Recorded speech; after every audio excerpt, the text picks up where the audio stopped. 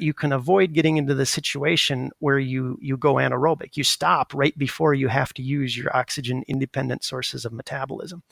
And we've seen where people can do this, that they can do many more intervals than they could otherwise because they're not burning the matches. They're not using up their oxygen independent stores of metabolism. That Triathlon Show, episode 85.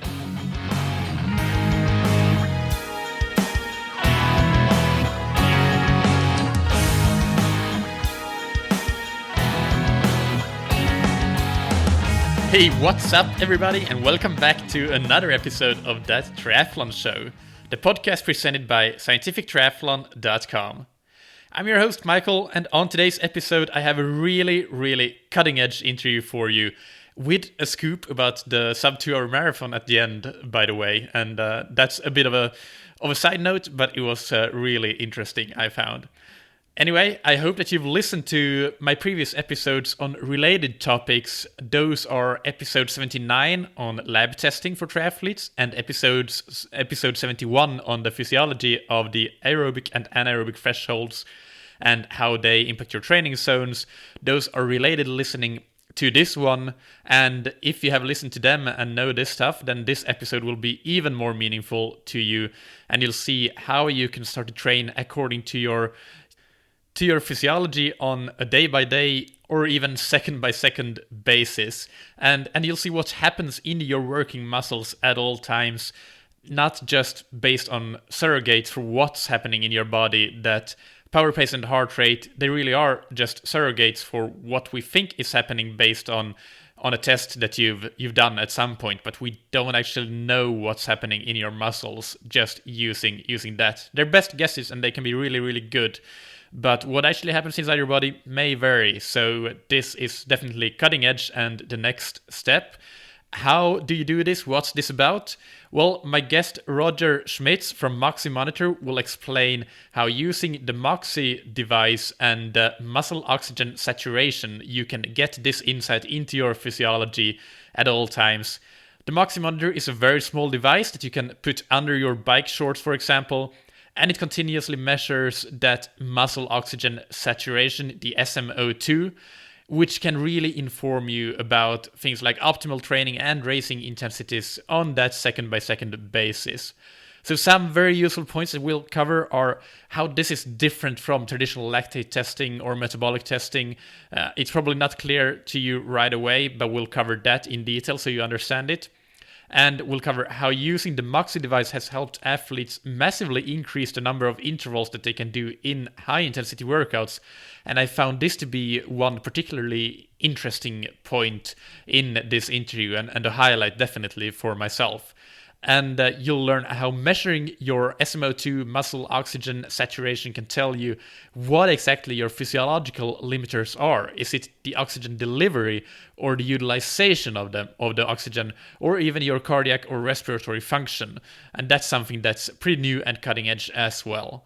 And obviously there's a lot more to this interview. But first, a word from our sponsors. Precision hydration. Hydration and electrolyte depletion is one of the major limiters in endurance events, and one that many athletes don't consider at all. Precision hydration have such a wealth of data on how athletes sweat that they've been able to build an algorithm-based questionnaire to deliver personalized hydration advice, even for athletes that can't go to a real physical sweat test. So go check that free sweat test out online on precisionhydration.com. It's linked to down below in the show notes as well. And if you want to buy any of their products, use the discount code ThatTriathlonShow, all one word, for 15% off. And we're also supported by Ventum. The Ventum 1 is a super bike that's based on wind tunnel testing. It's been proven to be more aerodynamic than other super bikes. You can read all about it on ventumracing.com, and that's also where you can order one for yourself. They ship all over the world. And in the US and Canada, you can get a delivered bike with bike fit and building it up as another added bonus. And there's still some time to get one for Christmas. Plus, they give you 110% off the value of your current bike towards the purchase of a new Ventum bike. All right, let me just give you a short, quick introduction to my guest today, Roger Schmitz. He is the co-founder and CEO of Moxie Monitor. He holds a Bachelor of Science in Mechanical Engineering from Iowa State and lives in Hutchinson, Minnesota. He has a long background in technology development in automated machinery and medical devices as lead design engineer. With his co-founders at Moxie, they started development in 2010 and launched in 2013. And as you'll notice, Roger now is a real expert in the physiology of endurance training and other sports as well, for that matter. And Moxie today is the leading, and dare I say only, company out there that develops a device like this that endurance athletes can use to get real-time feedback on what's happening in their body with their physiology. Some of you will ask, so I'll preempt the question about BSX Insights. They've announced that they'll stop supporting that product, which had kind of a similar idea to Moxie's product, a bit different, but there are very much some similarities between them. And BSX Insights users have rightfully so been pretty infuriated by that, because their investment will, in a year or so, when the support stops completely, it will be not much more than an expensive piece of electronic garbage. And if you Google BSX, Moxie, DC Rainmakers, stuff all those keywords in there, you'll find a write-up by the good old Ray on DC Rainmaker on that story if you want to learn more. Anyway, this isn't about BSX, but I just wanted to mention that since I've had interactions with readers in the past or listeners about the BSX Insights. So that's the status of that. It's definitely not a positive status, but Moxie is here to stay, and I'm very pleased to have had this opportunity to learn a lot from this interview with Roger Schmitz, and I hope you'll do the same. So tonight I'm happy to welcome Roger Schmitz from Moxie Monitor to That Triathlon Show. How are you today, Roger? I'm doing great. Thanks for having me on the show. Yeah, it's really brilliant. It's very, very timely as well, because in the last few weeks we've first started with an episode on the different thresholds, and then we moved on to lab testing, lactate testing, and respiratory testing, metabolic testing, and now we're moving on to the real up-and-coming next-gen kind of testing and zones and physiological measurements with Moxie Monitor. So it's a nice progression, and I'm very happy to have you and learn more myself about Moxie, because I know what you do at a surface level, but I'm very intrigued as for what the exact benefits are. But so can you tell us a little bit about Moxie or the Moxie Monitor, what it is and what it does? Sure. Yeah. So first of all, thanks for pulling together those other programs with the background science. That's really awesome information to have available and really helpful. So it's a great lead into this. So Moxie is a muscle oxygen monitor, and it's going to measure the percentage of hemoglobin and myoglobin that's carrying oxygen in the capillaries and in the tissue of the muscle.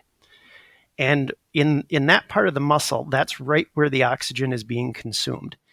And so by measuring there, we can get an indication of the balance between supply and demand for oxygen in the muscle. And we do this while the athlete is actually performing their sport. What does it look like? So you have a device then, and how does it work in practice? Yep. So the device is it's a small wearable device. It's completely wireless. And you wear it over a large working muscle. So for a cyclist or a runner, a lot of times that ends up being the vastus lateralis, which is one of the four muscles of the quadriceps, so kind of on your thigh. Runners may also wear it on the hamstrings or on the calf. For swimmers, sometimes they'll wear it on their back or some part of their arm, as we want to be on that largest working muscle. So then the sensors, often at times it's attached with tape, or sometimes it's just tucked under the compression shorts. It just needs to be held in contact with the skin in order to wear it. But it's small enough that most people just forget they have it on. Once you get it attached, it's just part of your body. And then in comparison to like a Garmin watch or something, how big is it? Oh, it's about the size of the bigger Garmins, say. Yeah. Yep. So it's about that kind of size and shape. All right. So we measure the muscle oxygen, and how is that beneficial? So there's quite a lot we can do with the information. You really get a rich set of information about the athlete's physiology out of that. And we kind of break this into several categories. So we can do assessments. So similar to like what you do with like the lactate threshold or the VO2 max test, we can have the athlete in a lab and do an assessment.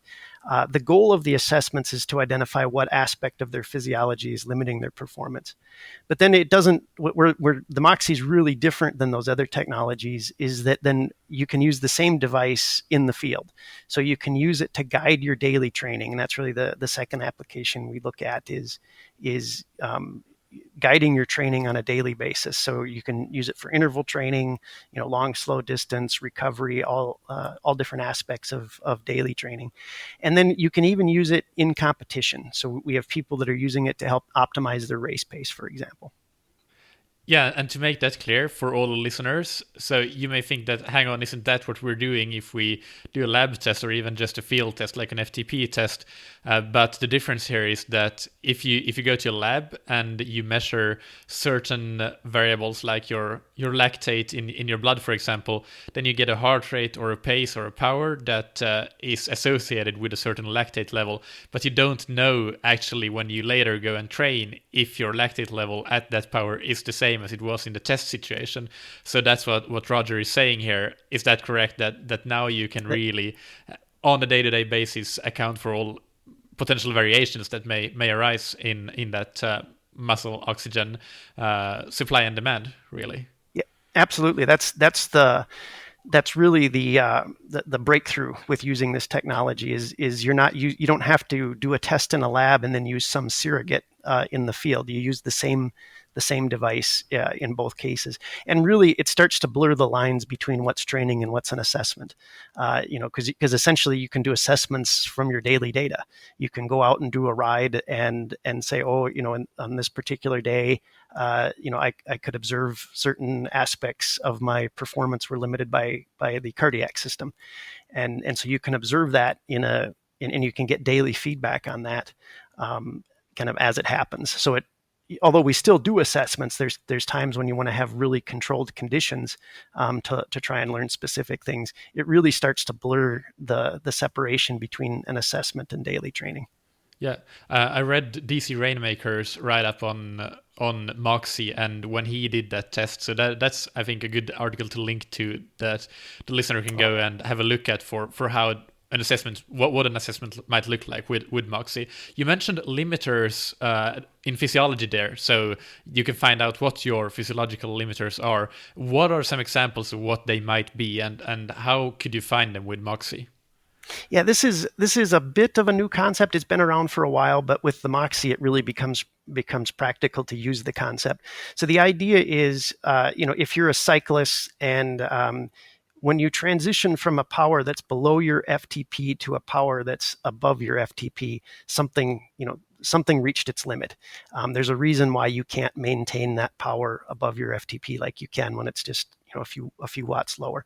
And when we talk about the limiter, we're figuring out which system in the body is causing that to happen, causing you to not be able to perform at that higher power level. And the three that we typically look for with the Moxie are the respiratory system, the cardiac system, and the muscular system.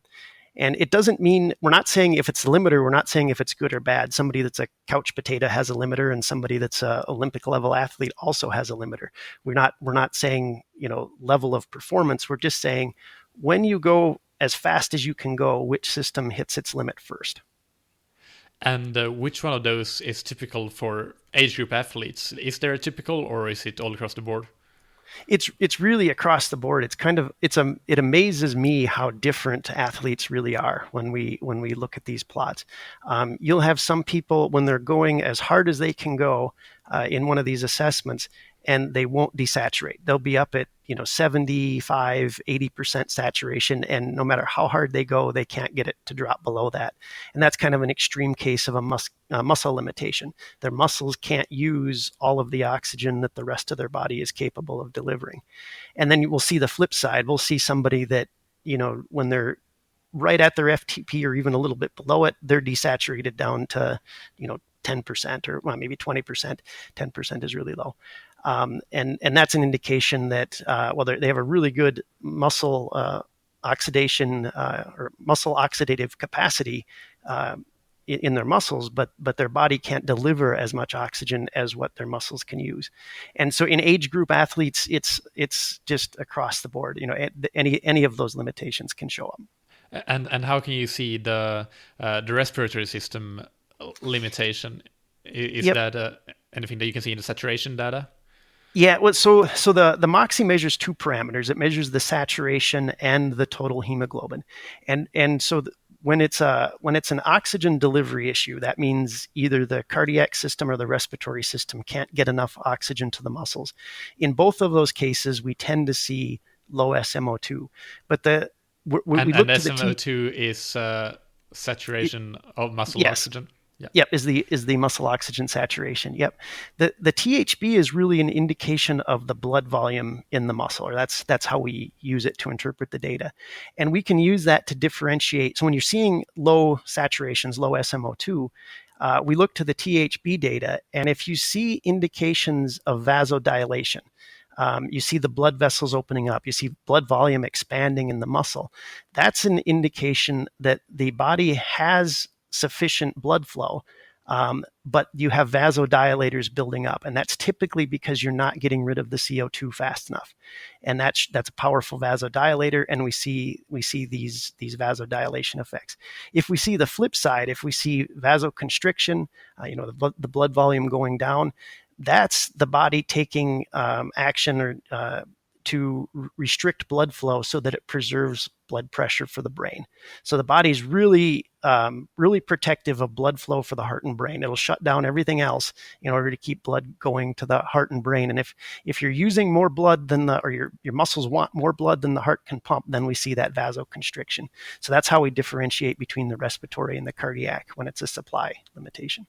Yeah, very, very interesting.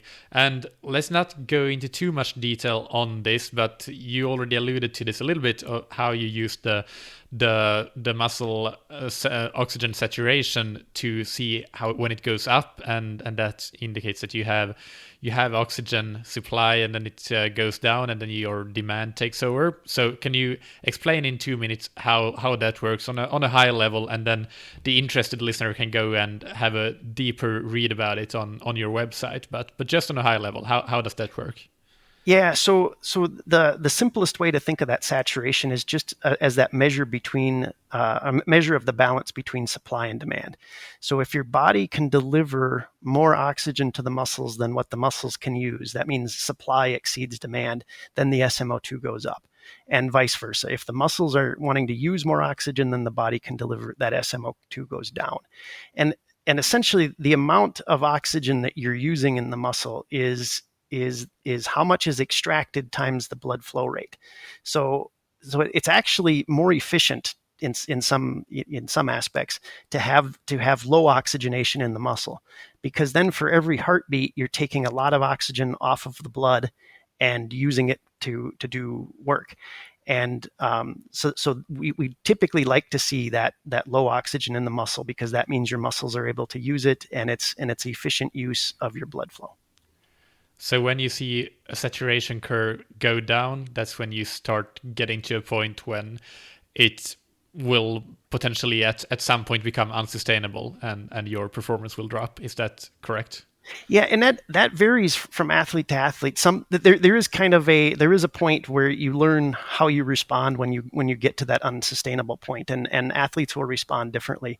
But that is a common response, is that you'll get to a point where the SmO2 is going down a little bit, and then suddenly it goes down a lot more as you increase the load. And yeah, that's one of the indications that you've gotten to a point where you can't sustain the load anymore. Okay, got it. So let's move on to comparing this. We already did to some extent compare this with lab testing and using surrogates like heart rate and power, and associating them with certain physiological measurements that can be taken in the lab. But other than that, how is this different from using training zones, for example, from a training perspective? How is this different from using that, and how is it better if it is better? Can you talk about that a little bit? Yeah, I think the way it's better is mainly that the information is much richer. You get much more useful, actionable information when using the Moxie than what you would get from like a lactate threshold test. So like with the lactate threshold test, essentially, if you're familiar with the history here, people measure lactate because they're trying to figure out what's going on with the oxygen in the muscle. And in the past, before devices like Moxie existed, it wasn't possible to measure that directly. So people measured lactate as this indirect indication of what was going on in the muscle, and it worked. But it was because they could do it. They had the technology to be able to measure the blood and determine the lactate. But it's much more indirect. It's like reading about the sporting event the day after it happened rather than watching it live. With the Moxie, you can see live what's going on in the muscle and not have to wait for this lactate response, which is much more difficult to interpret than interpreting the muscle oxygen. That's one thing that we talked about with Alan Cousins, who was the guest who talked about lab testing, that many labs, they don't have long enough ramps, and that makes it very, very conducive to errors and incorrect interpretations if the lab wants to maximize the number of tests that they run, so they have too short ramps on each intensity, and then you don't get the lactate to stabilize, especially when you take into consideration that you actually take the blood sample from somewhere that's not the working muscle. You don't take a blood sample from the thigh, for example. If you're doing a cycling test, it may be an earlobe or a finger or something. So there's a delay there as well, as you mentioned. Well, and there's really two delays that in that lactate situation. One is that there's the physiologic delay of how long does it take the body to reach homeostasis at a new load. And that's typically on the order of 3 to 5 minutes to even get close. And then the next delay is then the lactate has to circulate through the body so that you can measure in the finger to try and infer what happened back at the muscle. So with the assessments that we do for Moxie, we actually typically recommend 5-minute step lengths, which is longer than a lot of the other types of assessments recommend, and that's to really help us get to that homeostasis point. And what's nice is you're not drawing blood, and you're able to get data continuously through the entire test. You're not just getting it at discrete points. So it's more practical to have those longer load steps when we're doing those kinds of assessments. Yeah. What about when you compare to respiratory testing or metabolic testing, when you can have a continuous measurement? How does Moxie compare to that kind of testing? Yeah, so there's actually some complementary information, and a lot of our users, a lot of our more serious training centers will use both the VO2 testing and the Moxie, so you can get more detailed information about what's going on in the respiratory system when you also measure with the VO2. But the limitation there is, it's just not really practical to wear a mask during regular training, even with the portable VO2 machines. They're expensive, and a lot of the information that you get out of the VO2 you can infer out of the Moxie, but of course it's better to get it direct from the metabolic cart if you can. Okay, yeah. And just one thing that I want to remind the listeners of that may not remember every single detail from the previous episodes is that obviously in lactate testing that we just talked about, you take a limited number of samples in a ramped test. So that's why you only get a partial picture of what's happening inside the body with a delay effect, and that's why we're talking about these kinds of differences. So when you do an assessment with Moxie, you get some sort of training zones. How do you like to establish training zones based on an assessment and based on oxygen saturation instead of the other traditional markers that have been used in labs? Yeah, we try and measure the zones directly rather than calculating them from a fixed point. So a lot of times, like someone will calculate an FTP and then they'll say your zones are some percentage of your FTP. So we typically break it into 3 zones. The low intensity zone is we call it the oxygenating zone, and that's where the harder you go, actually, the higher your oxygenation gets. And then we have a middle zone, which we call homeostasis. So that's when supply exceeds demand. Still. Exactly. Yep. So it's like you're still warming up. And if you're at a low enough intensity, you won't fully warm up. you won't get to a point where your blood vessels are fully dilated, and you won't maximize your SmO2. You might only get up to 80% and you won't go any higher. And if that's the case, then you're still in that oxygenating zone. Then at some point you get to an intensity where, yep, your body will fully warm up. You'll reach your peak, whatever your peak is for you, and typically that's 85 to maybe 95%, maybe 80 to 95% is as high as some person might get. But when you're in that of FTP or of what? The oxygen saturation. Saturation. Okay. Yep. So the SmO2 gets to somewhere like 80 to 95%, and that would be a typical high point. There's cases outside of that, but most people would be in that range, and that will sustain over a range of loads. So you can increase the load, and your oxygenation really doesn't change much. And we call that homeostasis because your body can just deal with it. You up the load, and you up the heart rate just enough, and everything just stays in balance. And so there's a range of loads that you're in homeostasis. And so that's what we call that zone. And then you get to a point where if you go harder, your body has to extract more oxygen to keep supplying the load. Now, this doesn't mean that you're over your FTP necessarily. Some people would be over their FTP at that point, to use a cycling term, or a critical pace for a running term. But it does mean that something's changing. Your body is changing how it adapts to that increasing load, and we call that the deoxygenating zone. And then as you keep going further and further, higher and higher intensity, you'll see that you'll deoxygenate further and further. Okay, so how do you use them in training? Then do they relate somehow to the aerobic and anaerobic thresholds that are often used to kind of base workouts around, or how do your users typically use these zones? We tend to use them directly because there's lots of baggage with the terminology of the threshold. So we tend to just use that information directly. And so one example is if you were going to do a recovery ride or a recovery run, we would typically do that at the very low end of the homeostasis zone. So kind of on that transition between oxygenating and homeostasis. And that gets you in a situation where you're minimizing the stress. You're doing the lowest intensity that you can, but still keep the oxygenation as high as you can. And so that's perfect for recovery. You're getting really good blood flow to the muscles, lots of oxygen to the muscles, but you're not inducing any more stress than is necessary.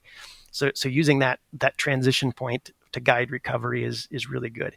If you're going to do something like what you might call a threshold pace or a threshold power, where you want to be kind of right on the edge of as fast as you can go, then you'd be at the other end of that homeostasis. You'd want to go where if you went any harder, your oxygenation goes down. If you back off a little bit, your oxygenation will pop back up.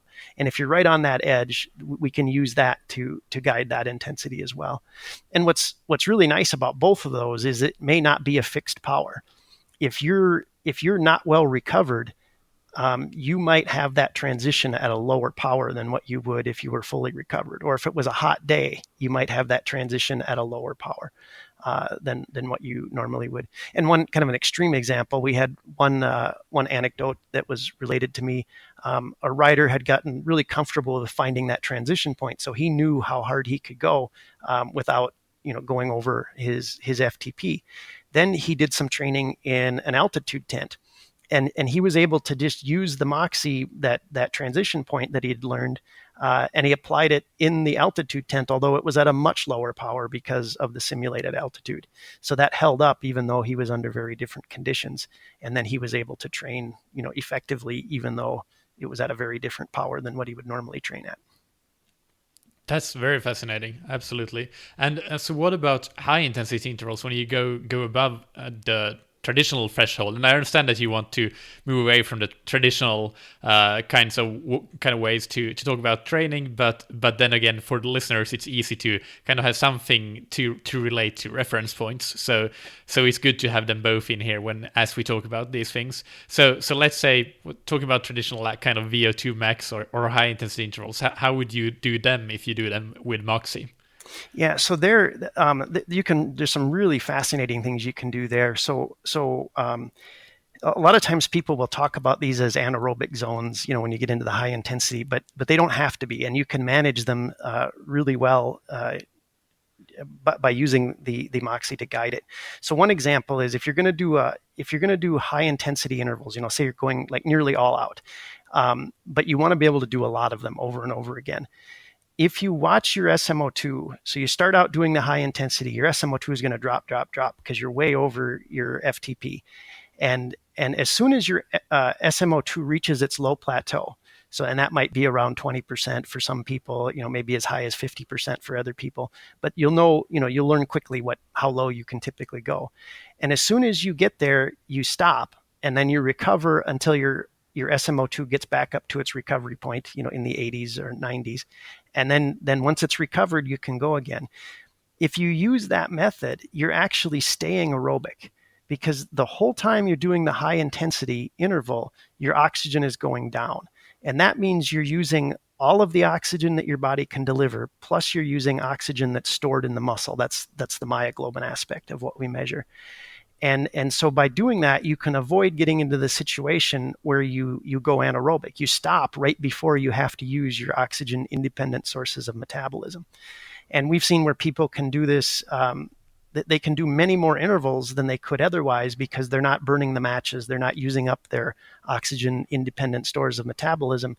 So they're able to stay aerobic while they're doing this. And so that's a way to guide your interval training to be to try and maximize your oxygen utilization capacity of your muscles. That's really good. I knew there was a story in there in that question, but I'm really, really fascinated by that. And can see the great benefits from that. Yeah. Then there's another aspect that where if your goal would be to stress your cardiac system. So if that was your ideal, you would want to set your interval intensity so that you could maintain it for something like 5 minutes. So you would tweak your intensity so that your SmO2, rather than dropping in like 30 seconds or 45 seconds like it would if you're going all out, you would adjust the intensity so that you would go from peak SmO2 to your low plateau over a period of like 5 minutes. That gives your cardiac system enough time to get fully up to speed, and you're going over your FTP, so you're working your cardiac system as hard as you possibly can, and then you stop and let that recover. So again, you're staying aerobic because you're not continuing to do work after you've reached that low plateau, but you're giving your cardiac system enough time to get pegged, to really make that cardiac system work as hard as it possibly can. And so that's a way that you can target a particular system, where if you're doing all out intensity, your heart rate never gets up, to the full intensity. It's by the time you're done with the interval, your heart rate isn't even maxed out yet. So it's just another way where you can dial the training in to accomplish what you want to, rather than just leaving it to chance. Yeah. Very cool. So, how is there a pattern in how this typically changes the high intensity intervals that people do, that your users do? Do they typically get a bit longer and with a bit lower intensity than they have been doing in the past, or do you have any sort of patterns, or is it really depending on the individual? It depends a lot on the individual, but we will see, the interval training is great for helping people to improve their muscle oxidative capacity. And that's what we see is the people that do the interval training, and the people that really need to do interval training are ones that can't desaturate well. And we do see that we've got people that you do the interval training for a few months, and they go from not being able to desaturate at all to being able to start to desaturate. So definitely, But what I mean is when you have somebody who's not a Moxie user, and let's say they go out on a track and do a 6 times 3 minutes with 1.5 minute recoveries and on the run, let's say, and they run really as hard as they can for those 3 minutes, so they can sustain it for 6 repeats. How would a workout like that? Is there a pattern in how a workout like that might look after they start using Moxie and start to see what actually happens to their SmO2? Oh yeah, we've had that. We've seen that a lot with hockey players. They tend to do those types of workouts, but those are the they tend to be able to do more controlled intervals, or when they do the more controlled intervals, they can do more of them. And so instead of being done after 5 or 10 intervals, there's cases where they can do 20 or 30. They can do intervals for like 30 or 45 minutes if they're well controlled. Okay, yeah, perfect. Let me think. This is an important question. How can triathletes that are listening to this show get a Moxie or get tested with it? What's your distribution model, kind of? And for which kind of athletes might it be a worthwhile investment? Yeah, so for the types of athletes that it's worthwhile, I would say, if you want to improve, if you want to get faster more efficiently, if you want to improve your performance more efficiently, then definitely it's something you should look at. And also, if you want to learn more about yourself or learn more about your own physiology, then I think it's also really important. If you want to be more involved in your own training and understand how your body is reacting, and learn to adapt to when you're fatigued and things like that. For those kinds of people, I think it's really good. To some extent, if someone is like brand new to sport, you're going from being a couch potato to just starting to exercise, it's probably not as useful. I think there's still some aspects of it that would be useful, for guiding the interval training, for example. But almost anything you do in that case, you're going to get better. But for people that have trained a little bit, then I think being more effective is more helpful. As far as where to go, if you go to our website, we have a training centers tab. So we have certified training centers all around the world. A lot of them do remote training, so they'll take on remote clients. And the way this works now with the Garmin and the Training Peaks, you can go out for your ride or your run or even your swim, and the data gets stored on your Garmin, and then it uploads to the cloud, and then your coach can see that data, almost in real time, just as soon as it's uploaded, and they can give you feedback on your workouts. So an athlete that wants to get hooked up with a training center, we can get you referred. Contact us. We can help make a referral for you as well to a training center that would be a good fit. And then also, we do have some self-trained athletes, and we have some training materials that are available for purchase on the website as well. Do you have any cool case studies of athletes that have been using Moxie and the improvements that they have seen from it that you can attribute to the use of Moxie? Well, so we have. I'll give you two. One of our training centers out of Canada has 11 Ironman triathlete, and I think 9 of them had personal records after they started using the Moxie. So definitely saw some improvements there. And then another interesting one is Nike has been working on a project to try and achieve the first sub 2-hour marathon, and they just had a documentary posted on this on the National Geographic channel recently, and if you look close, you can see that they're using Moxie in wow. that case. Yeah, so this is a scoop. yeah. So they don't talk about the Moxie. I wish they did, but you can look. The athletes are wearing them on their quads. In that, and they achieved 2 hours and 25 seconds. So they're getting really close to breaking that 2-hour mark. And that was the previous record was like 2 hours 2 minutes and something. So they really crushed it, but they didn't, in their first attempt there, they didn't break 2 hours yet. But, so that's a case where they're using it in real high end application. Yeah. It's funny, allegedly, that Nike Vaporfly can reduce the cost of oxygen by 4% compared to other running shoes. There was just a peer-reviewed paper on that coming out related to the Sub 2 project. And I also remember seeing just recently on the Stride Facebook user community, the running power meter, that there was a photo of the runners in the Sub 2 project wearing a Stride, or at least one of them. So they're really cutting edge on that project. Cool. Yeah. Do you have anything to mention before we move into the rapid fire questions? No, just that this is something that we're really excited to have people using, and really appreciate you taking the time to dive into the science. That's really what it takes to make use of this technology, and so it's great you're doing this. Yeah, I think what you mentioned with the training centers, for most athletes listening to this, you really need to have somebody who understands physiology and how to really use this effectively to get the most benefit. Just buying the device for many would potentially be just a whole lot of more pretty charts. But if you some athletes actually know a lot of physiology, and for them it might be perfect, and or are very interested in learning, and they can do that. But for others, it sounds like it could be a massive benefit as long as you have somebody that helps you interpret that, and that doesn't even have to be a coach. Maybe you just get like a report from the training center after you've done your assessment, and then you keep using the Moxie or something like that. That's just my take on this as a coach. But one thing that's important to always keep in mind is we're not looking at getting more pretty charts. We're looking to get more results, and you need to learn how to use any data that you get. Yeah. So, rapid fire questions, Roger. What's your favorite book, blog, or resource related to endurance sports? Well, I'm a gadget guy, so I really love to read DC Rainmaker because he covers all of the tech, and I love to read that stuff. What's a personal habit that's helped you achieve success?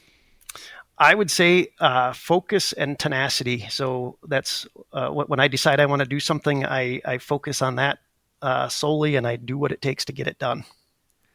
And what do you wish you had known or wish you had done differently at some point in your career? Well, I'm a mechanical engineer by training, and I wish I had done more work with programming, because I find that I have a lot of need to program stuff, and it's not something I'm really good at. I do a little bit of it, and I wish I was better at it. Yeah, that was me too when I was a physicist. It's so useful for so many things. Everything needs programming these days. Yeah. And speaking about Alan Cousins, he has a blog post that's called something like "Why All Coaches Should Learn How to Program." Oh yeah, it is incredibly valuable. One of my daughters is learning to program, so I'm really excited to see brilliant. that. All right. Roger, this has been really great. I'm very thankful for you coming on the show and sharing some really cutting edge technology that has great potential use for triathletes with us on that triathlon show. So thank you for taking the time to come on. It was a pleasure. Thank you for having me. It was a pleasure as well. So that was a pretty technical interview, and as always, you can find the show notes on thattriathlonshow.com to make more sense of it. If anything is left unclear, go check them out, thattriathlonshow.com. They will be packed with information and images, screenshots of what we just discussed to make it very clear and understandable. And by the way, I've updated the website to make that as well even more clear. So that's scientifictriathlon.com. You can also find information now on my coaching, consulting, and the training plans on that website, and it's all easy to find and organized. So check it out, scientifictriathlon.com, and thattriathlonshow.com will get you to the podcast page on that domain. If you have any further questions about this topic, you can contact me or send me questions, or about other topics, maybe questions that you want answered on the future Q&A episode. Send it to me on michael@scientifictriathlon.com. That's Michael with a K, or tweet me on Twitter, where my handle is @SciTriat. And the next episode, which will come out on Thursday, we welcome back Stephen Chung. It will be his third time on the show, actually the second interview, but the first one was a two-part interview. And he will be here along with Armando Mastracci, who is the founder of Exert, which is a new and incredibly powerful and smart analytics platform and software suite, really, for especially bike training, but it also has great use cases for running with power. And I've been using Exert for some time now, just playing around with it and seeing what it's like, trying to learn all the new concepts, because there are so many new things there that is kind of reminiscent of things that you've seen in Training Peaks and WKO, but they have their own take on it, and it's super smart. I moved from healthy skepticism through there might be something to this to now this is actually really useful, and the way that they can measure the stress of a workout in a non-traditional way by actually taking into account the strain of the workout and the difficulty of the workout, all those sorts of things. I really love it. One of the most interesting concepts perhaps is how you can use your MPA, maximum power available, either in real time or in planning races or training. So definitely stay tuned for that episode. It will be a doozy. And that will be out on Thursday. So remember to subscribe to the show so that you don't miss any of the good stuff we've got coming out every Monday and Thursday. Even on Christmas Day, which is Monday, we'll have something for you. I don't yet know which episode it will be, but there will be an episode. Thank you. This episode was sponsored by Ventum Bikes, and so thank you to them. The thing that surprises people most about the Ventum 1 is how well it rides. It's incredibly stiff thanks to all that carbon fiber between the saddle and the pedals, and that's important for great handling, but also for safety, which made the Ventum 1 the first non-traditional bike that was tested to exceed the ISO gold standard testing for bikes and be approved for use in ITU long course races. And thank you also to Precision Hydration. Remember that one size fits all does not cut it when it comes to hydration. For example, Andy, the founder of Precision Hydration and former elite triathlete, loses nearly twice as much sodium as Johnny, the COO of Precision Hydration, who paddled for Great Britain and is a double world silver medalist. So they need completely different hydration products and strategies, which is why Precision Hydration offer products of various strengths to match your results from their free online sweat test. Again, that's algorithm based on real world data. Go on to precisionhydration.com and use the discount code ThatTriathlonShow, all one word, for 15% off any purchases. Thank you as always for listening. Keep training smart and keep loving triathlon.